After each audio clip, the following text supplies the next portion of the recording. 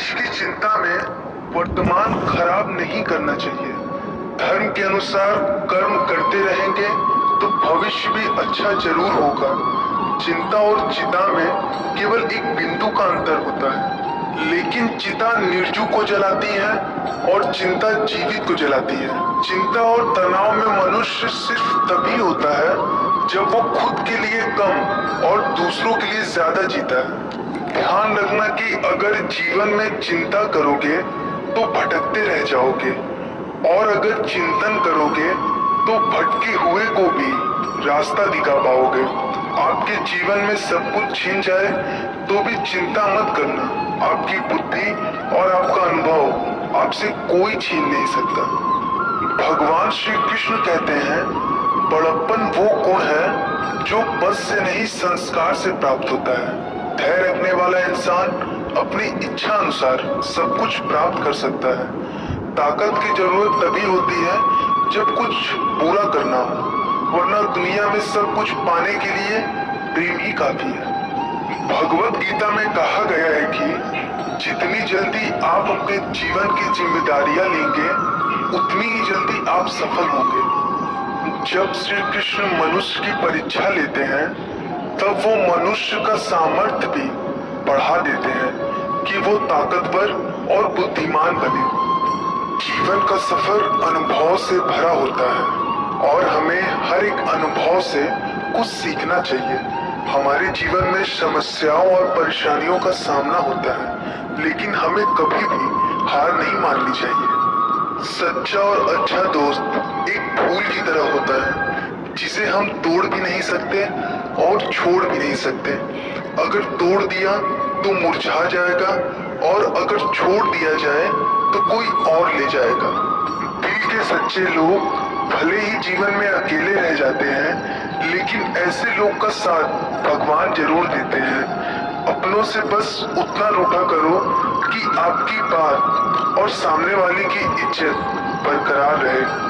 चेहरे की सुंदरता आंखों से उतरती है और स्वभाव की सुंदरता दिल में। सब अच्छे थे, अच्छे हैं और अच्छे ही रहेंगे। फिक्र वो करे जो बोलते कुछ है, करते कुछ है, दिखते कुछ है और होते कुछ और है। किसी को इतना भी हक मत दो कि वो फैसला करे कि आपको कब हंसना है, कब रोना है। चेहरा चाहे कितना भी सुंदर हो, अगर जुबान कड़वी हो तो लोग मुंह फेर लेते हैं, क्योंकि जुबान की सुंदरता चेहरे की सुंदरता से कहीं बढ़कर है। अच्छे सूरत से ज्यादा मायने अच्छा स्वभाव रखना है। सूरत तो उम्र के अनुसार ढल जाएगी, पर अच्छा स्वभाव आपका जिंदगी भर साथ देगा। बारिश में नहाना आसान तो है, लेकिन रोज नहाने के लिए हम बारिश के सहारे नहीं रह सकते। इसी प्रकार भाग्य से कभी कभी चीज आसानी से मिल जाती है, किंतु हमेशा भाग्य के भरोसे नहीं जी सकते। अच्छा वक्त सिर्फ उसी का होता है जो कभी किसी का बुरा नहीं सोचते। सुख दुख तो अतिथि की तरह है, बारी बारी से आएंगे चले जाएंगे। यदि वो नहीं आएंगे तो हम अनुभव कहाँ से लाएंगे। रिश्ते कभी अपने आप नहीं टूटते, अहंकार और अज्ञान उन्हें तोड़ देते हैं। ज्ञान के बाद यदि अहंकार का जन्म होता है तो वो ज्ञान जहर है, किंतु ज्ञान के बाद यदि नम्रता का जन्म होता है तो वही ज्ञान अमृत होता है। मन की शांति से बढ़कर इस दुनिया में कोई बड़ी दौलत नहीं है। भक्ति पर भरोसा इतना रखना कि संकट हम पर आए और चिंता भगवान करे। अपनी गलती को तुरंत स्वीकार कर लेना और दूसरों की गलती को नजरअंदाज कर देना सकारात्मक सोच की दिशा में पहला कदम है।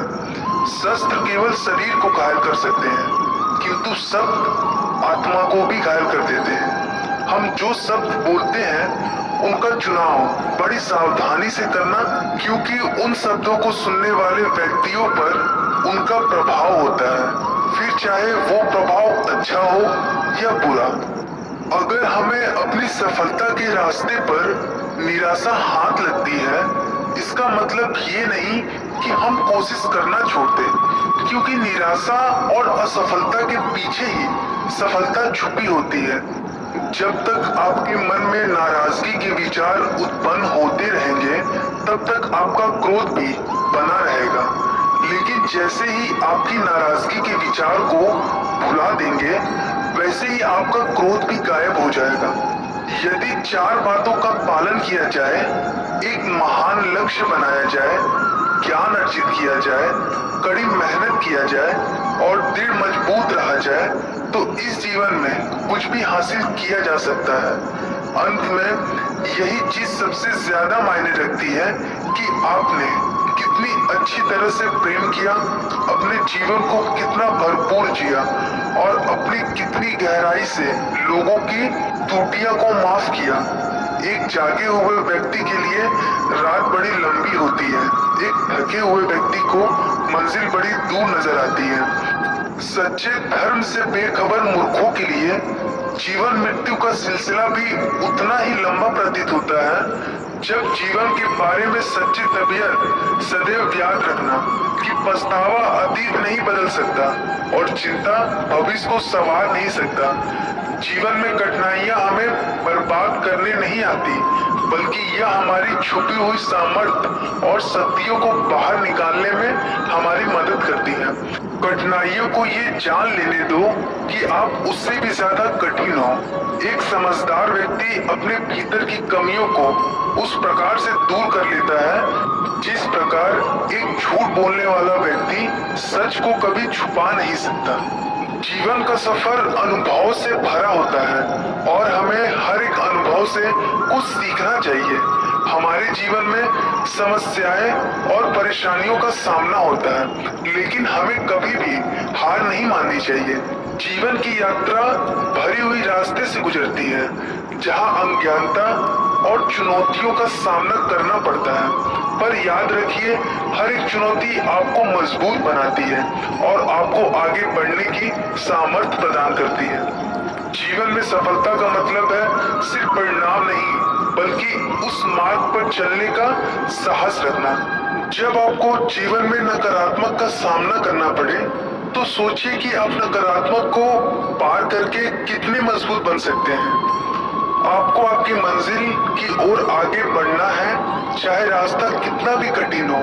धैर्य रखें, संकट को मुस्कान से बदले और अपनी सोच को सकारात्मक बनाए रखें। अगर कोई मनुष्य हमारे साथ बुरा कर रहा है तो उसे करने दो, ये उसका कर्म है और समय उसके कर्म का फल उसे जरूर देगा। लेकिन हमें कभी भी किसी के साथ बुरा नहीं करना चाहिए।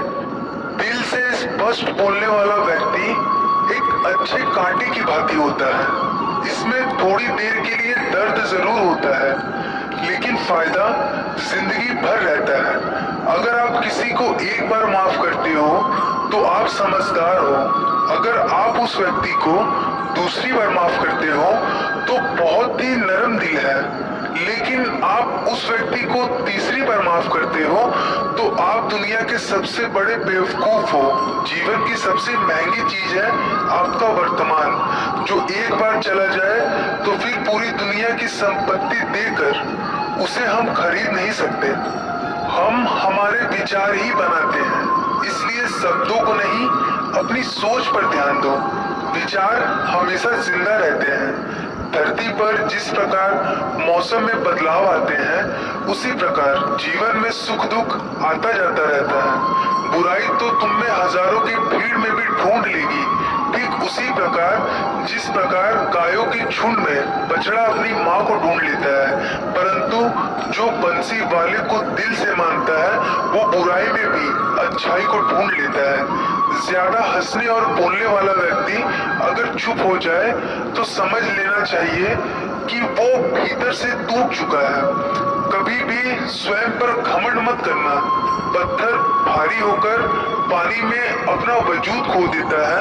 अगर ईश्वर तुम्हें ज्यादा परीक्षा करवा रहा है तो हो सकता है जितना तुमने मांगा है उससे वो कहीं ज्यादा देने वाला है।